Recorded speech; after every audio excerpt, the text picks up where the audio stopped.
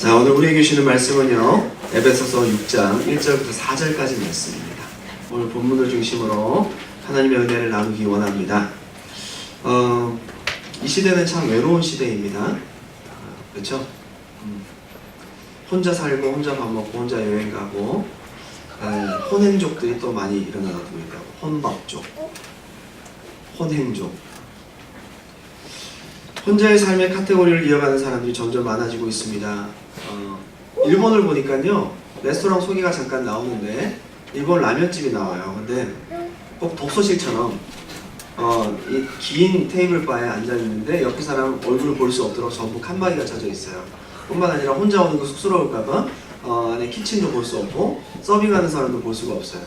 이제 혼자 앉아서 라면 하나 먹고 가는 거예요. 점점 그렇게 돼가고 있더라고요. 혼자 살다가 혼자 인생을 마무리하는 고독한 죽음, 고독사도 급격히 늘어나고 있습니다. 참 외로운 시대예요. 이웃이 있어도 옆에서 누가 죽어가는지 몰라요. 전혀 알 수 없습니다. 관심도 없고 알려고 하지도 않습니다.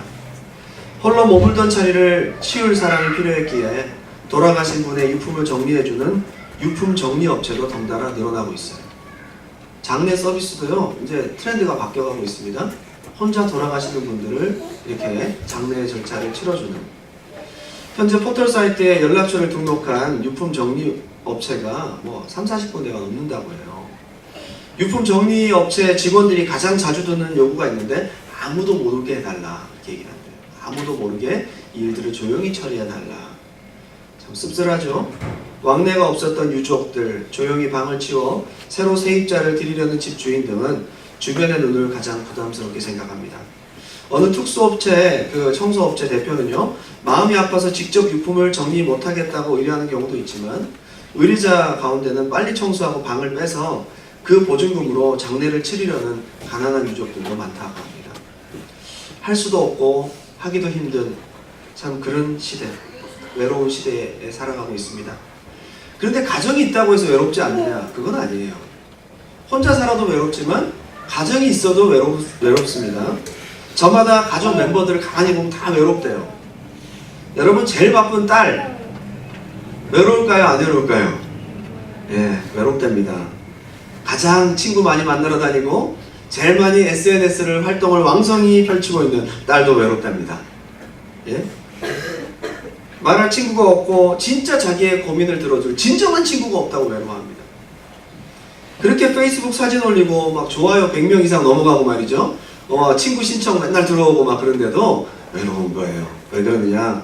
실물하고 전혀 다른 자기 이쁜 사진에 속아서 뭣도 모르고 알지 못한 놈들이 친구 신청하고 말이죠. 외로운 거예요. 네, 외로워. 전 세계적으로 친구는 늘어나고 많아지고 점점 나는 바빠지는데 마음속에 진정한 외로움들은 없어지지 않더라. 바빠 보이는 딸도 그렇고 아들도 외롭대. 아들도 맨날 게임하기 바쁘고 맨날 혼자 바쁜 아들도 외롭답니다.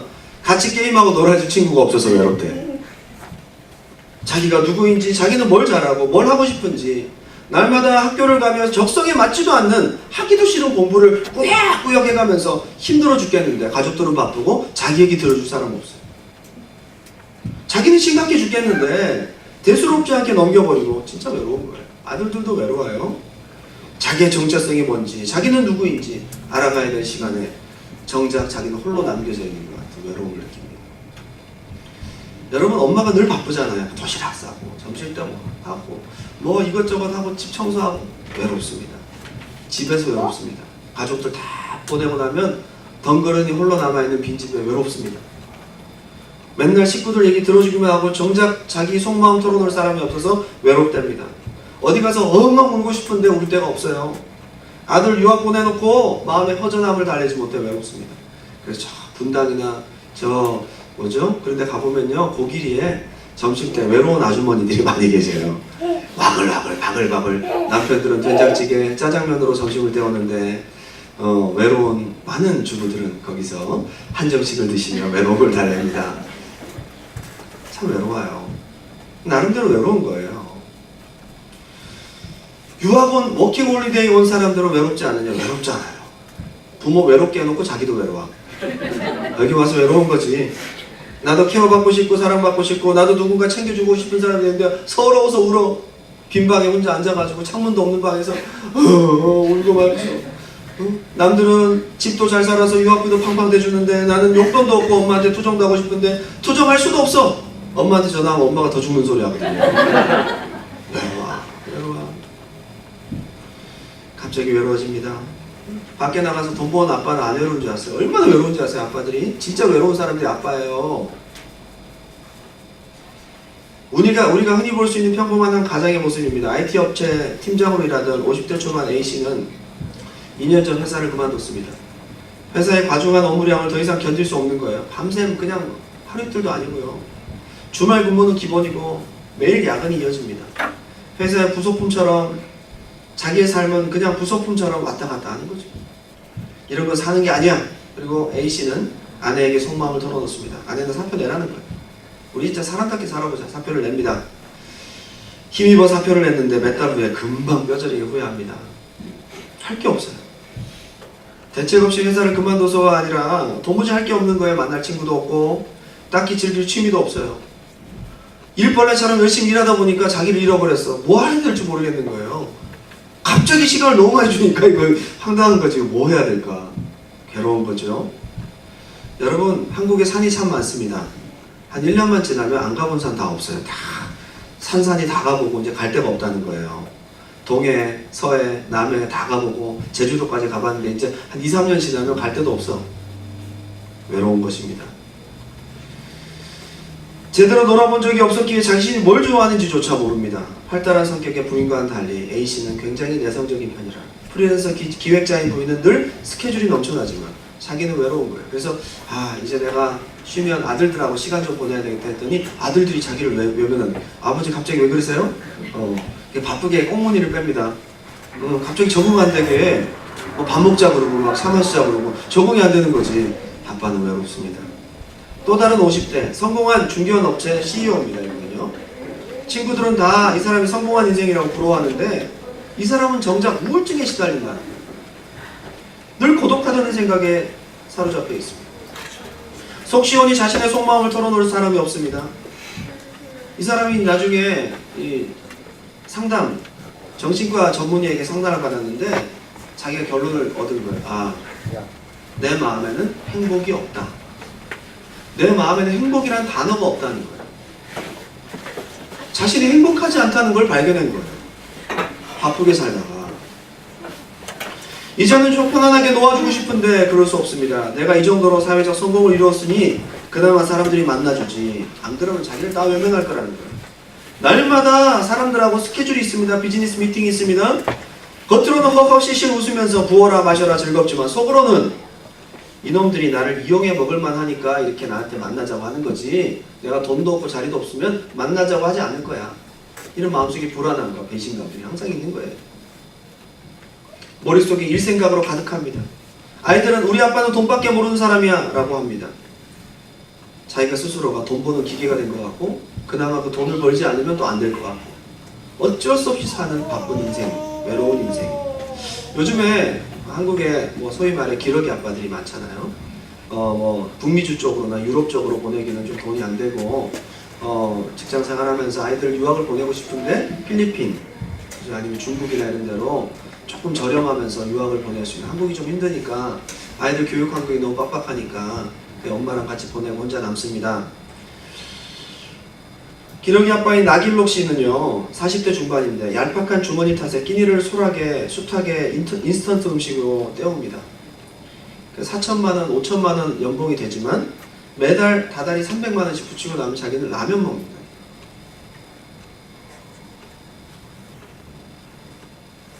완전히 우울증 걸린 거예요. 가끔 한 번씩 전화를 하면 올해 초 너무 보고 싶은 나머지 필리핀에 갔더니 아빠 비행기표 있으면 돈이나 더 붙이지 왜 왔냐는 거예요. 이런 말이 비수처럼 가슴에 꽂힙니다. 현실이에요. 현실 아닙니까 이거? 밤늦게 집에 혼자 앉아 창밖을 바라보다가 비가 주룩주룩 내리는 시내 야경을 바라보다가 문득 죽고 싶다라는 생각마저 들었다는 것입니다. 참 사람들이 외롭습니다. 자기들만 외로운 게 아니라 누구나가 다 어쩌면 하나님을 잃어버린 죄악을 가진 인간들이 저마다가 다 외로운 건 아닌가 생각합니다. 오늘 가정주의를 맞이하면서 깨어진 가정, 그리고 이 시대가 우리에게 진정한 가정의 회복을 필요로 하는 시대가 아닌가 생각하면서 말씀을 나누고 싶습니다. 두 가지로 은혜를 나누고 싶은데, 첫 번째는 믿음의 기능을 회복하는 가정 되어야겠다. 따라합시다. 믿음의 기능을 회복하는 가정. 가정주의를 맞이해서 하나님의 목적하신 가정의 의미를 한번 깨닫고요. 우리 가정이 하나님 안에서 다시 새로워져야 되겠다. 은혜를 나누는 시간 되기 바랍니다. 하나님 보시기에 인간이 홀로 있는 것이 좋지 못해서 최초로 가정을 만드십니다. 남자의 몸에서 뼈를 꺼내요. 갈비뼈를 꺼내요. 하와를 만드시잖아요. 하나님이 최초의 주례자이시며 최초의 가정 설계자이시고 가정의 시작자, 창조자이십니다. 패밀리라는 이 단어의 원어는요, 라틴어 파물루스라는 말에서 유래했는데 노예, 집 하인을 뜻하기도 합니다. 그러니까 이 사람들 포함한 모든 집에 거주하는 사람, 한마디로 식구죠. 한솥밥 먹는 식구, 그걸 패밀리라는 이름으로 나중에 바꾸게 되는데, 또 이런 말도 있어요. 패밀리, 그러니까 앞자의 이니셜을 따가지고 Father and Mother, I love you. 기가 막히게 만들었네. 그렇대요. 그렇다 그러더라고요. 뭐 이상한 눈으로 보지 마세요. 제가 이렇게 머리가 좋은 사람이 아닌데, 그렇다는 거예요. 하나님이 가정을 최초로 만드시면서 기대하셨던 것이 있어요. 하나님이 원래 가정을 회복하시고 가정을 통해 하셨던 것도 있는데요. 우리 창세기 2장 18절 말씀 다 같이 읽겠습니다. 시작. 여호와 하나님이 이르시되 사람이 혼자 사는 것이 좋지 아니하니 내가 그를 위하여 돕는 배필을 지으리라 하시니라. 그럼 이제 중요한 것은 하나님이 아담 혼자 사는 게 좋지 못한데 돕는 배필을 위해서, 뭔가 돕기 위해서 아내를 세웠고 가정을 만드셨어요. 가정은요, 하나님이 보시기에 뭔가 돕는 일을 해야 되는 거예요. 돕는 일. 그럼 무슨 일을 도와야 될까? 지금 뭘 도와야 될까? 이게 중요한 거 아닙니까? 그 뒤에, 그 앞에 보니까 15절부터 17절까지 돕는 내용이 딱 나오는 거예요. 아담을 만드시고 2장 15절부터 읽어드리겠습니다. 여호와 하나님이 그 사람을 이끌어 에덴 동산에 두어 그것을 경작하며 지키게 하시고, 여호와 하나님이 그 사람에게 명하여 이르시되 동산 각종 나무의 열매는 네가 임으로 먹되 선악을 알게 하는 나무의 열매는 먹지 말라. 네가 먹는 날에는 반드시 죽으리라. 하나님이 아담에게 이 미션을 주시고 하와를 만드시고 돕게 하셨어요. 그러면 하와가 도울 일은 바로 이 내용 안에 있는 것입니다. 두 가지가 있거든요. 에덴 동산 어떻게 해요? 경작하며, 두 번째 지키게 하셨다. 말씀 한 가지 주셨죠? 선악과 먹지 마라. 이걸 돕도록 한 거예요. 돕도록. 그죠? 자, 그런데 제가 원어를 찾아보니까 아바드라는 말은 제의적 단어입니다. 한마디로 예배적 단어라는 말이에요. 경작하다는 말이 좀 맞지 않을 정도로 아바드라는 말은 한마디로 히브리어로 일하다, 예배하다, 봉사하다, 섬기다라는 뜻입니다. 구약에서 아바드는요, 제사장이 성막에서 일을 할 때 제일 많이 쓰는 단어예요. 예배의 의미를 갖고 있어요. 한마디로 뭘 하라는 거예요? 에덴 동산에서 하나님 맡기신 일을 하면서 하나님 섬기라는 거예요. 하나님 예배하라는 것입니다. 그 일을 가정에서 도와야 된다. 두 번째, 샤마르라는 말은요, 지키라. 지키라는 말은 그대로 번역이 됐습니다. 준수하다, 지키다, 보존하다라는 뜻입니다. 뭘 보존해요? 그 뒤에 내용이 나오네. 하나님 말씀. 그래서 이스라엘 백성에게 들으라 이스라엘아, 쉐마 이스라엘. 이거의 원어가 바뀌면서 샤마르가 되거든요. 들은 것을 이제 지키라는 거죠. 쉐마는요, 듣고 움직이는 것을 표현합니다. 하나님 말씀을 듣고 움직이는 일에 도와라는 거예요. 아담이 명령을 받았어요. 에덴 동산 하나님을 예배하고 섬기고 하나님만을 섬기고, 또 한 가지는 하나님의 말씀과 명령을 지켜 행하는 일에 있어서 혼자 하는 것보다 둘이 낫겠지 해서 하와를 만들어준 거예요. 이걸 돕도록 돕는 배필을 만드셨습니다.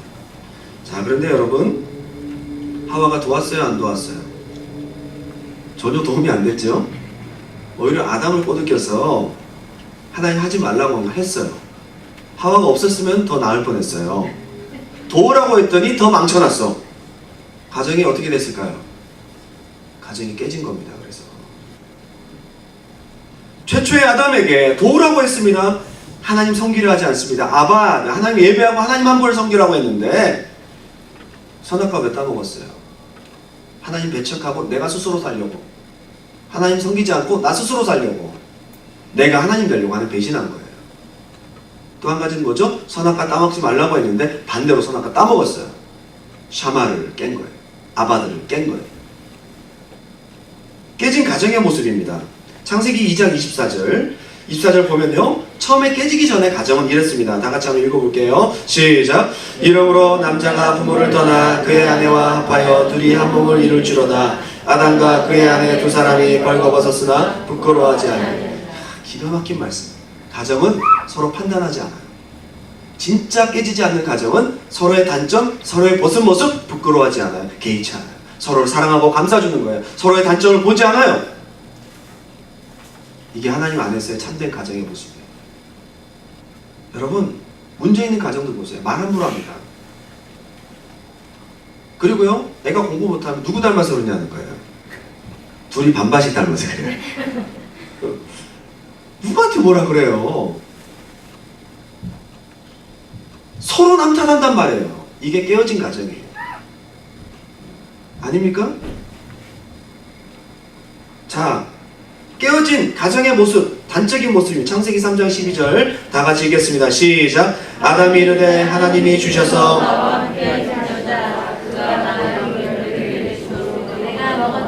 자, 이 말에 뭘 담고 있습니까? 지금 아담이 블레이밍 하잖아요. 지금 하나님이 안 줬으면 안 먹었을 텐데 괜히 줘가지고 이 여자 줘가지고 저 여자 때문에 먹었다는 거예요. 깨어진 가정.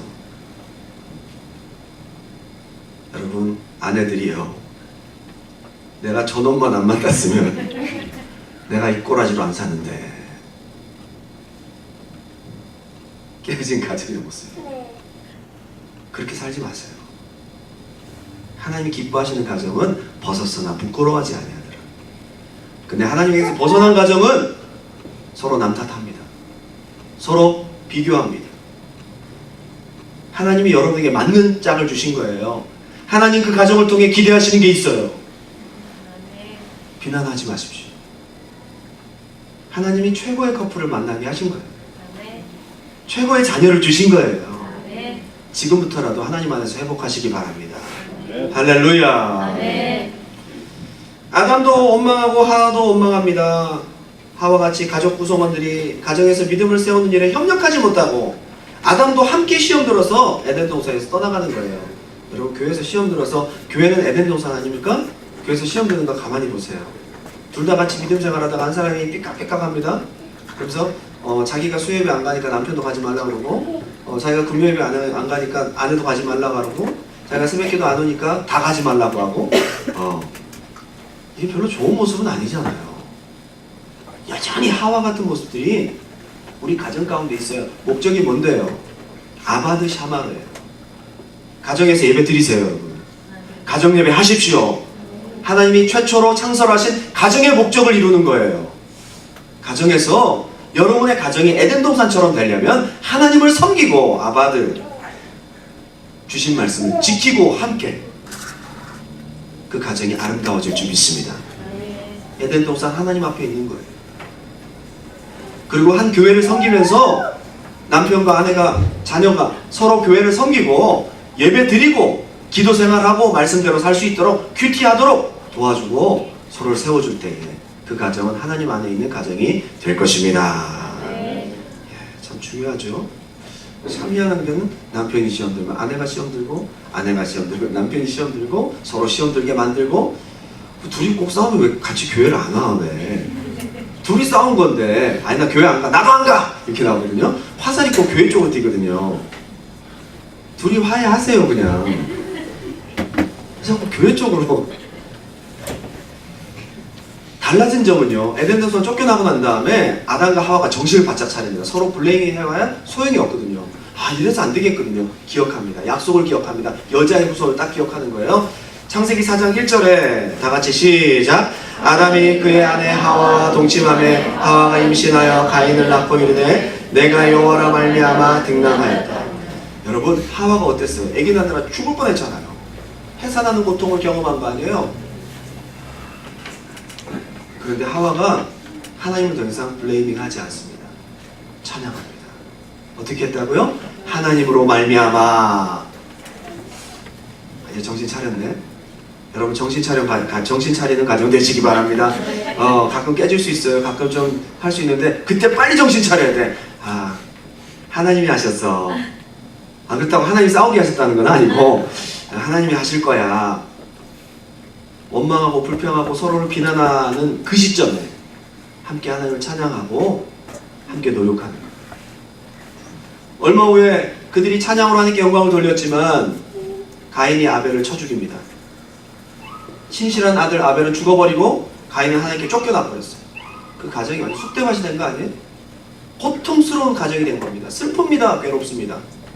그런데 여기서 아담이 돕는 배필 역할을 딱 감당하는 거예요. 다 같이 읽겠습니다. 4장 25절 시작. 아담이 다시 자기 아내와 동침하매 그 아들을 낳아 그의 이름을 셋이라 하였으니 이는 하나님이 내게 가인이 죽인 아벨 대신에 다른 씨를 주셨다. 자식 낳고 싶겠어요? 둘 다 죽어버렸는데. 근데 아담이 다시 회복하는 거예요. 서로 하나님의 뜻을 이루기 위해서 노력하는 거예요. 아들을 낳고 실망하기보다는 하나님이 또 다른 은혜를 주실 거야.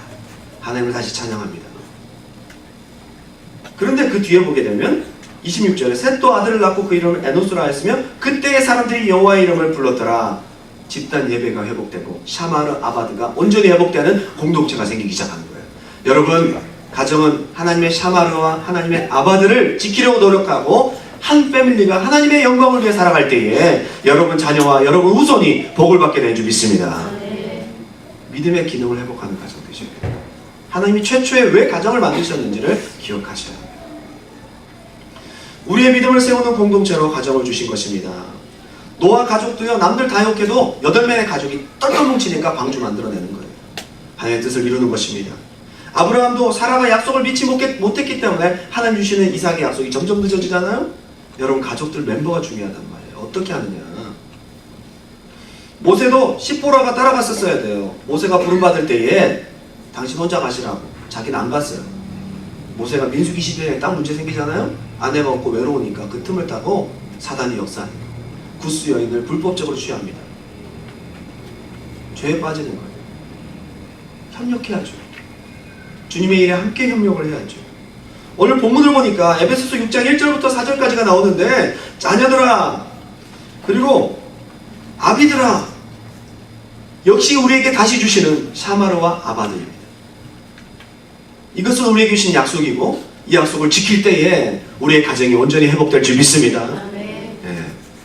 그렇게 하시라는 것입니다. 근데 참 신기한 것은요, 이 가정의 에베소서 6장 1절부터 4절까지의 말씀이 그냥 가정주일 말씀으로만 알았는데 그 뒤에를 보니까 영적 전쟁이 딱 나오는 거예요. 에베소서 6장 10절 11절 다 같이 한번 읽어볼게요. 시작. 끝으로 너희가 주 안에서와 그 힘의 능력으로 강건해지고 마귀의 관계를 능히 대적하기 위하여 하나님의 전신갑주를 취하라. 이게 그냥 연결된 말씀입니다. 여러분, 영적 전쟁은요 가정으로부터 시작합니다. 항상 보면 여러분, 은혜 받으러 올 때 누구하고 싸워요? 가만히 보세요. 은혜 받고 난 다음 누가 제일 많이 방해합니까? 가정은 엄마. 답이 나왔어요. 엄마. 아빠도 방해하잖아. 아기를 가진 부모들은요, 예배 오기 전에 제일 애들이 진상 겁니다. 안 싸던 똥도 5분 전에 싸버리고, 토하지도 않던 애가 차 탔는데 토해버리고 말이죠. 이 가정이요 전쟁터란 말이에요. 가정이 하나님 안에서 무장되면 각 개인이 나중에 영적 무장을 하고 났을 때 승리합니다. 에베소서 6장 1절부터 4절까지 가정에서 무너지면 뒤에 전신갑주 취해봐야 다 무너지는 거예요. 전신갑주 취하기 전에 가정부터 세워요. 그래서 감독의 자격을 운운할 때에 가정을 먼저 잘 다스리는 사람이 감독이 될 수 있다 얘기를 하는 것입니다. 여러분, 승리하는 여러분 되시기 바랍니다. 네. 할렐루야. 네. 두 번째는 교회는 예수 안의 한 가족입니다. 교회는 예수 안의 한 가족입니다. 교회는 우리 교회 참 가족 같아. 가족 같아가 아니라 가족입니다. 교회는 가족 같은 것이 아니라 가족입니다. 할렐루야. 네. 교회는 공동체인데 가족 공동체입니다. 하나님이 아버지세요. 하나님을 우리에게 아버지라고 하신 이유는 뭐냐? 교회는 패밀리입니다. 하나님 아버지를 모신 가족이 바로 교회입니다. 예수 그리스도의 한 피받아 형제된 가족들입니다. 피가 섞였나? 육체적인 피는 안 섞였죠. 그런데 예수의 피가 다 흐릅니다. 우리에게. 예수의 피로 하나 된 가족입니다. 가정의 달이 되면 괜히 이제 혼자 계신 분이나 가족이 멀리 떨어져 있거나 부득이 홀로 되셨거나 괜히 주눅들 필요가 전혀 없어요. 절대 외로워하지 마십시오. 여기 이렇게 가족들이 있잖아요. 한번 돌아보십시오. 우리의 가족들이 있잖아요. 되게 쑥스러워하시네. 교회는 하나님이 만드신 영원한 가족의 대한 가족입니다. 마태복음 12장에서 예수님은 마리아와 자기 형제들이 왔을 때에 누가 내 가족이며 내 모친이냐 내 형제냐 여기를 보라. 여기에 하나님 말씀대로 행하는 제자들을 바라보면서 이들이 바로 나의 모친이요 나의 형제다. 교회는 하나님을 아버지라고 보신 공동체, 가족 공동체입니다. 영원한 관계입니다. 아버지가 분명하면 아버지 안에서 모인 공동체도 분명한 겁니다. 그 가정을 보면요, 그 아버지를 보면 돼요. 아버지를 보면 그 가족의 성격을 알 수 있어요. 그죠? 진짜 교회는 하나님 아버지를 닮아야 돼요. 하나님 아버지의 사랑이 있어야 진짜 교회인 거예요. 교회 오면 아버지를 만날 수 있어야 합니다. 하나님 아버지의 품을 느낄 수 있어야 합니다. 아버지의 품을 느끼면 함께 온 지체들도 형제처럼 자매처럼 느껴지고 공동체가 가족같이 느껴지는 것입니다. 아버지의 품 느끼지 못하면, 은혜를 느끼지 못하면 공동체도 가족처럼 느껴지지 않는 거예요. 여러분 먼저 아버지의 품을 느끼셔야 돼요. 아버지. 몇 년 전 초등학교 2학년 아이가 쓴 아빠는 왜? 라는 시가 화제가 된 적이 있습니다. 그 시가 이런 내용이 있어요. 엄마가 있어 좋다. 나를 예뻐해 주셔서. 냉장고가 있어서 좋다. 나에게 먹을 것을 주어서. 강아지가 있어서 좋다. 나랑 놀아주어서. 아빠는 왜 있는지 모르겠다. 이게 어린아이가 쓴 시예요. 이게 화제가 됐어요. 너무 직선적이잖아요. 아버지는 왜 있는지 모르겠다. 아빠 그거 읽었다 얼마나 상처가 됐을까. 오늘날 아버지 부재의 시대를 상징적으로 말해주는 것 같아서 씁쓸한 마음이 듭니다. 그런데 교회도요, 이런 아버지 부재가 있어요. 지금 앞에 소개한 초등학교 시가 이렇게 교회에 적용됩니다. 눈에 보이는 목사가 있어서 좋다. 눈에 보이는 장로님이 있어서 좋다. 눈에 보이는 성가대원들이 있어서 좋고 음향 장비가 있어서 좋고 교회 주차장이 넓어서 좋다. 아버지는 없어. 하나님 아버지 눈에 안 보이거든요. 오늘날 교회가 눈에 보이는 사람만 있고 사람이 좋아서 교회 오고 인간끼리의 잔치로 끝나버렸어요. 하나님의 품을 느끼지 못하니 교회도 가족 같지 않은 거예요. 아직도 어색하고 아직도 불편하고 아직도 부담스럽다면 하나님 아버지의 품을 경험하셔야 합니다. 아버지의 품을 느낀 사람의 고백은 이렇습니다. 로마서 16장 13절 나같이 시작. 주 안에서 택하심을 입은 루퍼와 그의 어머니에게 문안하라. 그의 어머니는 곧 내 어머니이라. 이게 아버지의 사랑을 만나고 나면 지체들이 가족 같은 거예요. 사도 바울의 고백이에요. 담에색 도상에서 아버지의 사랑을 만났어요. 자기와 같은 죄인 중 괴수와 같은 자기를 사랑해 주셔서 십자가에 죽어주심으로 자기를 안아주신 하나님 아버지, 그 품을 만나고 나니까 교회 공동체 멤버들이 가족 같은 거예요. 아직도 서먹한 이유는 여러분 가슴속에 아버지의 사랑이 없어서요. 아버지의 사랑을 느끼고 나면요, 사랑스러워요. 로마서 16장 3절부터 읽어드리겠습니다. 너희는 그리스도 예수 안에서 나의 동역자들인 브리스가와 아굴라에게 문안하라. 그들은 내 목숨을 위하여 자기들의 목까지도 내놓았으니 나뿐 아니라 이방인의 모든 교회도 그들에게 감사하느니라. 또 저의 집에 있는 교회에도 문안하라. 내가 사랑하는 에베네도에게 문안하라. 여기 보면 굉장히 특이한 단어가 있어요. 저의 집에 있는 교회. 교회가 집이고 집이 교회. 참 특이하죠? 여러분, 하나님 아버지의 가슴을 만나고 아버지의 사랑을 경험한 사람은 교회가 집이에요. 집이 교회예요. 한 군데 더 나옵니다. 골로새 4장 15절 16절 시작. 라오디게아에 있는 형제들과 눈바와 그 여자의 집에 있는 교회에 문안하고 이 편지를 너희에게서 읽은 후에 라오디게아인의 교회에서도 읽게 하고 또 라오디게아로부터 오는 편지를 너희도 읽게 하라. 그 여자의 집에 있는 교회입니다. 참 미안한 것은 아버지의 사랑을 경험하면 교회가 집 같고 집이 교회 같고 이 어머니가 내 어머니 같고 저 아버지가 내 아버지 같고 저 자녀가 나의 자녀 같고 이것이 교회예요. 이것이 교회입니다. 가족 같은 것이 아니라 예수의 한 피받아 형제된 진정한 가족입니다. 교회는 하나님의 집이라고 디모데전서 3장 15절에 말씀하고 계십니다. 교회는 가족 같은 관계가 아니라 하나님 안산 가족입니다. 영원히 함께 볼 식구들이에요. 그래서 여러분 세례 받을 때 교회 식구들이 증인이 되고 세례를 받잖아요. 신앙 고백을 공개적으로 하는 이유가 무엇입니까? 우리는 영원토록 함께 살 가족이라는 거예요. 그 함께 살 가족이 증인될 때 세례를 받는 거예요. 그리고 우리가 피가 섞였냐고요? 예, 유전적인 피는 섞이지 않았습니다. 그런데 하나님의 아들 예수의 피로 우리는 한 피받아 형제가 되었습니다. 성찬을 통해 떡과 포도주를 마시면서 예수의 피를 함께 받은 형제임을 우리는 진하게 고백하는 것입니다. 우리는 형제 자매입니다.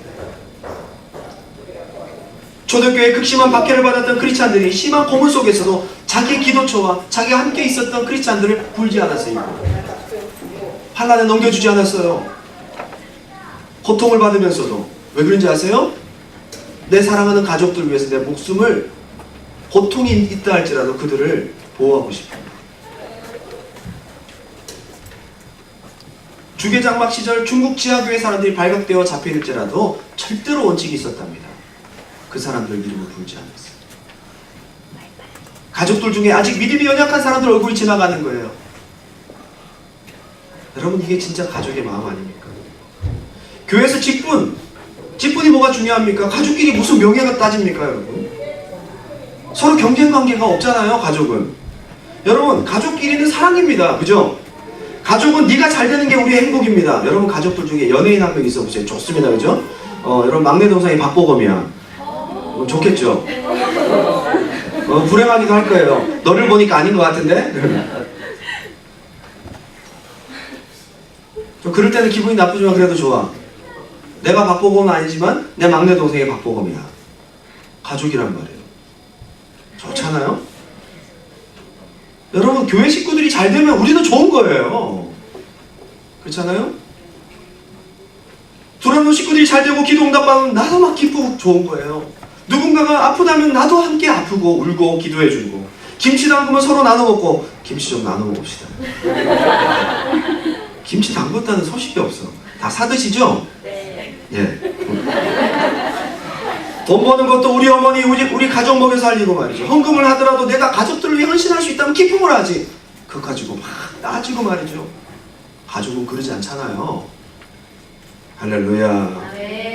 가족 구성원을 보면 영적으로 성숙한 아비 같은 사람도 있는가 하면 영적으로 왕성한 성장을 보이고 있는 청년 같은 사람도 있고 아직 성장하지 않은 어린아이 같은 사람도 있어요. 그런 사람들이 전부 모여서 가족이 되는 것입니다. 서로 판단할 이유도 없고 판단할 수도 없어요. 여러분 밖에 나가서 내 가족 욕하는 사람 있어요? 물론 있어요. 좀 이상한 사람 가끔 있습니다. 물론 자기 부인 욕하고 자기 남편 욕하고 이상한 거예요 그건. 근데 보통 자기 가족들은 누워서 침뱉기 아니에요. 판단할 수 없는 게 가족이에요. 가족은 조금 서운해도 속속에도 버릴 수 없어요. 가족은 이해할 수 없는 행동을 하고 속이 터져도 어떻게든 변화시키기 위해서 포기할 수 없어요. 이게 가족이에요. 가족은 눈앞에서 지금 안 보여도 늘 마음속에 있는 존재가 가족이에요. 여러분 한국에 있는 가족들 20년 30년 안 봐도 가족은 가족이에요. 그죠? 참 희한해요. 가족이라는 것은. 믿음 안에 만난 지체들이 그렇게 되었으면 좋겠습니다. 우리 하나님이 그렇게 되라고 하십니다. 결론을 맺겠습니다. 유명한 상담 치유사, 역사적인 정신과 상담 의사이기도 한 폴 투르니에는 이렇게 말합니다. 혼자서는 할 수 없는 것이 둘이 있다. 하나는 결혼이고 또 하나는 그리스도인이 되는 것이다. 하나는 결혼 혼자 할 수 없잖아요. 결혼 혼자 할 수 있어요. 여러분 다 시집가면 돼. 기도할 제목이 없어요. 우리 교회 걱정할 필요가 없습니다. 혼자 가는 게 아니니까 걱정스러운 거예요. 그리고 또 한 가지는 그리스도인이 되는 거예요. 혼자 그리스도인 될 수 없어요. 왜? 더불어 함께 믿음 생활하는 것이 하나님의 자녀가 되는 과정이기 때문에. 한번 따라합시다. 하늘에 계신 우리 아버지. 우리 안에는 우리 가족 멤버들이 함께 포함되어 있어요. 여러분 주변에 보이지 않는 우리는 누구입니까? 여러분에게 우리는 누구입니까? 우리 하나님 아버지를 함께 섬길 때에 주님이 역사하십니다. 오늘 저는 가정주의를 맞이하면서 교회들이 세상 어디에서도 찾을 수 없는 따뜻한 아버지의 사랑을 느끼고 영원한 생명과 평안을 주는 진짜 가족이 되기를 주님의 이름으로 축원드립니다. 제가 우리 함께 찬양하고 나아갈 텐데, 하나님 아버지의 마음, 이 마음 만나보셨습니까? 오늘 그 찬양 부르시면서 아직도 내가 교회에서 거리끼고, 내가 아직도 이 교회가 서먹하고 지체들이 어색하거든, 여러분 가슴속에 하나님 아버지의 마음, 그 사랑, 경험이 필요하다는 것을 오늘 느끼면서 기도하는 마음으로 이 찬양 올려드립니다. 아버지 당신의 마음이 있는 곳에 나의 마음이 있기를 원해요. 아버지 당신의 눈물이 나의 눈물이 보이길 원해요.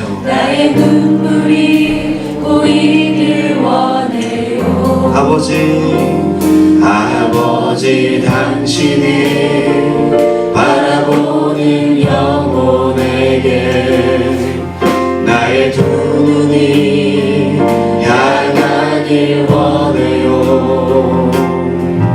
아버지 당신이 울고 있는 어느 땅에 나의 두 발이 향하길 원해요.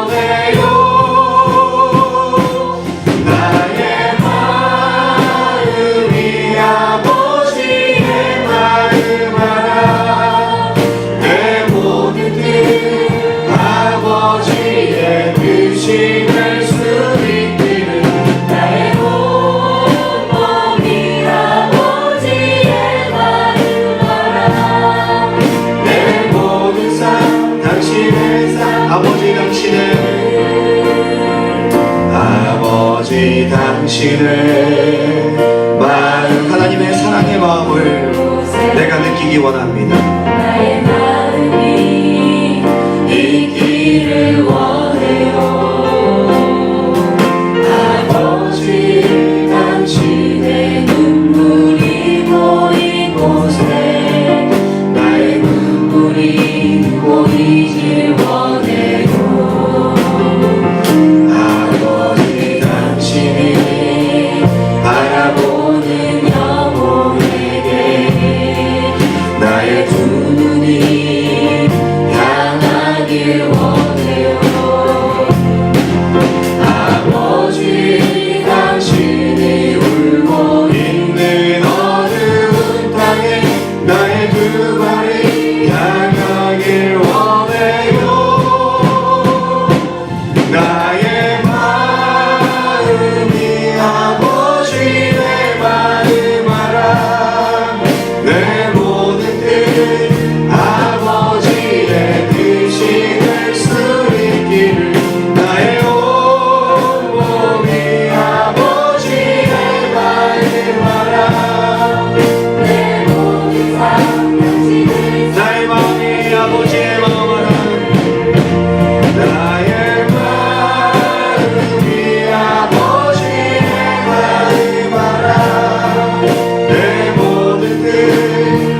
아버지의 뜻이 될 수 있기를. 나의 온 몸이 아버지의 마음 알아. 내 모든 삶 당신의 삶 되기를. 이제 우리 다 같이 기도할 때 여러분 가슴에 손을 대고, 여러분 안에 아버지의 사랑이 있습니까? 아버지라고 부를 때에 여러분 가슴속에 따뜻한 울림이 있습니까? 여전히 내 가슴은 얼음장 같고 삶의 고민들이 아버지의 사랑 앞에 녹아지지 못하고 여전히 내 생각과 마음 복잡하고 그런 마음으로 예배드리고 있다면 아버지의 사랑 경험시켜달라고. 진정한 우리 아버지이신 하나님의 아버지의 사랑을 우리 가슴 가득히 뜨겁게 경험시켜 주시옵소서. 간절한 마음으로 기도하면서 그 사랑으로 이웃을 사랑하고 지체를 사랑하고 진정한 아버지의 집이 나의 집 같고 진정한 아버지의 자녀들이 나의 형제 같은 하나님이 기뻐하시는 공동체가 되길 바랍니다. 아버지의 사랑 경험시켜 주시옵소서. 우리 간절한 마음으로 서로를 위해서 주님의 이름 한번 부르고 기도합니다. 주여